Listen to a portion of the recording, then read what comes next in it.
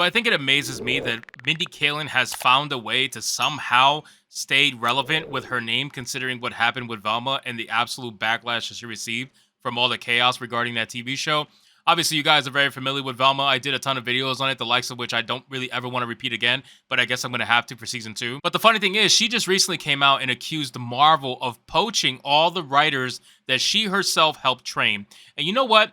I don't know if this is someone who is necessarily trying to say that she is the best thing ever, because you could take it that way, or I just think this is an insult to her because considering how bad the MCU is doing lately, if they really did poach a ton of writers that was trained by Mindy Kaling, that would explain all the nonsense that's going on in the MCU right now. So let's check out this article from Fandom Wire, and it says, because we don't want a Velma repeat, Velma star Mindy Kaling gets trolled after complaining Marvel has poached all the writers that she helped train. God, every time I see her face, I'm just like, oh God, the amount of cake. There is so much caked on, you could just see it, so much caked on makeup on her face, it's disgusting. Mindy Kaling is a famous actress, screenwriter, and producer, famously known for voicing the genius Scooby-Doo detective Velma in the show Velma. I don't know if I would call it famously, as more like infamously. Infamously is probably the better term. Though the show was a super failure as the critic ratings couldn't be lowered more and the fan reviews also hit rock bottom, the show was so poor that people were fascinated as to what was the reason for such a failure, and many forcibly watched it. Yeah, I don't think many watched it because still, till this day, ladies and gentlemen, still to this fucking day, they haven't released the viewership numbers officially. So there you go.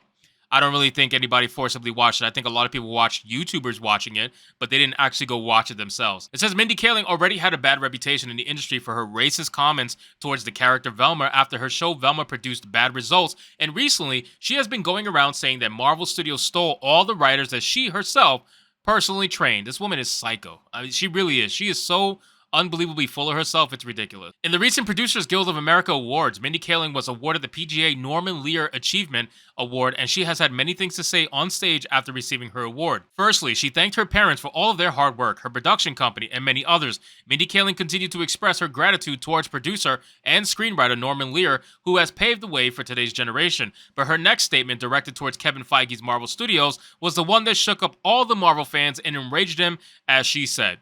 And I think, listen, I think Mindy Kaling is doing this because she needs to keep her name relevant, right? She has to keep her name in the headlines, especially since she's going to be hitting us with Velma Season 2. There's no way she's going to make her name die because Velma Season 2 is coming faster than you guys realize. I wouldn't be surprised if it came out this year, to be honest with you, but it might even be early next year for all we know if it gets delayed or whatever. So then, of course, we got another picture of Mindy Kaling, unfortunately. And then we see all the replies on Twitter, which are just hilarious. So, again, this was posted by Pop Crave, and it says Mindy Kaling talks producing alongside up-and-coming writers at the 2023 PGA Awards. It's so exciting training these new voices and then watch them get poached by Marvel. Again, she's feeling some sort of way. And then this person says, we don't want a Velma repeat. Well, the thing is, if you don't want a Velma repeat, why would you poach a writer that was trained by the person who made Velma in the first place? I think that's probably not the greatest thing to do, but of course she absolutely gets roasted. Mindy, you just wrote Velma, you don't get to speak, zip it.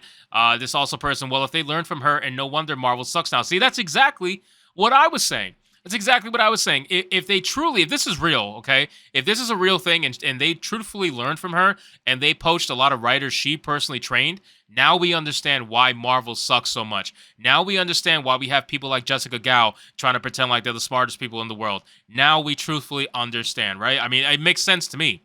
It says, although Mindy Kaling opined this is a joking matter, the MCU will not have any disrespect directed towards the franchise and immediately took to social media to troll her because of her bold statement about poaching writers. People have already attacked her for her failure with Velma and pointed out the fact that she used Velma's ethnicity as a point for the show's failure. Mindy Kaling acted as the executive producer and also the voice actor for the title of Velma in the show Velma, which miserably failed as a show. The show mostly garnered negative critic reviews and the fan comments as it hit a record low IMDb rating of 1.3 out of 10 and 40% Rotten Tomatoes. The show was so bad that many watched the show to find out what made it such a failure, which in turn increased the viewership of the show many folds. I don't believe that.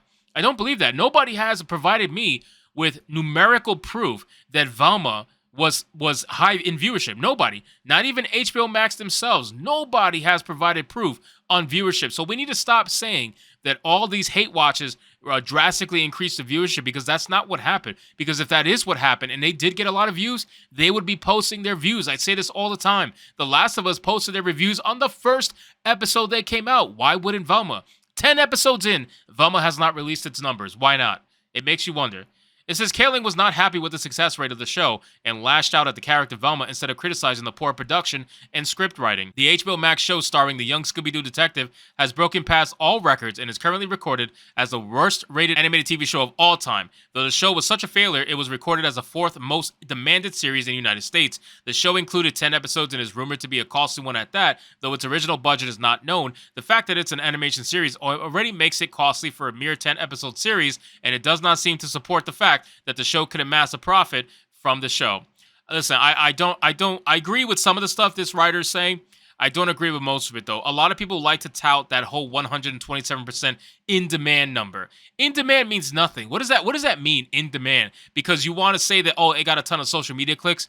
You want to say, oh, it got a ton of Google searches, and that makes it the most in demand, the 4th most in demand show in the United States. That means nothing. What is the viewership, people? Give me the fucking viewership numbers. You're not giving me the viewership numbers. It's because people at HBO Max and people like Mindy Kaling over here don't want to give the viewership numbers, because once they do, their entire narrative, especially that most in-demand narrative, that entire thing falls apart, and they can't afford for that to fall apart. It's very obvious. This show was not watched by anybody other than YouTubers that were hate watching it so they can make review videos on it like myself, and then the people who watch those YouTubers were watching the show through them. They were not watching it through HBO Max, and you know that's a fact because, again, HBO Max is reluctant. I think reluctant is probably even a light word to use in this situation, but they are reluctant to release the numbers about Velma, and it took the Nielsen ratings to come out to release the numbers about Velma. Let me see if I can find anything on Velma's viewership. Let's see. So again, we have the Nielsen ratings here, and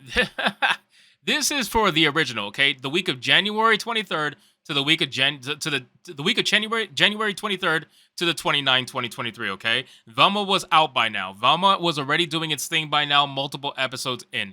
Velma's nowhere to be found, okay? Even in the original, nowhere to be found. In the overall, nowhere to be found. You know who is there to be found? The Last of Us. The Last of Us is here with 877 million fucking minutes viewed. The Last of Us is here. Now again, at one point, HBO Max wanted to tell you that Velma was more successful than The Last of Us. That Velma was more in demand. In demand, those keywords, in demand, than The Last of Us. They said that themselves. They said it.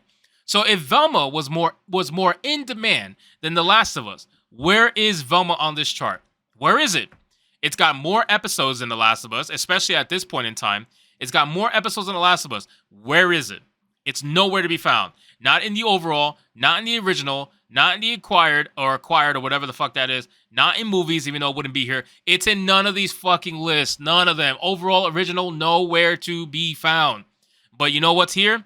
The Last of Us. So again, this is my problem with what they're saying. Even the Big Bang fucking Theory beat out Velma. Are you kidding me? On HBO Max? Come on, dude.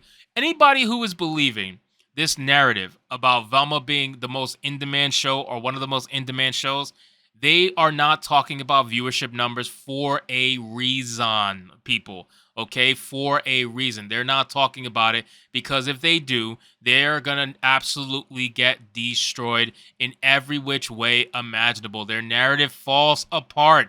The Nielsen ratings has just exposed that. This video exposes that. Velma is in the shitter, and Season 2 is going to be just as in the shitter as Season 1 was. But the good thing is that it's going to help YouTubers like me continue to find an audience. So anyway, guys, thank you so much for watching this video. I hope you did enjoy, and if you did, consider leaving me a subscribe. I would greatly appreciate it. Don't forget to like the video, comment, let me know what you thought, and I'll see you guys on the next one.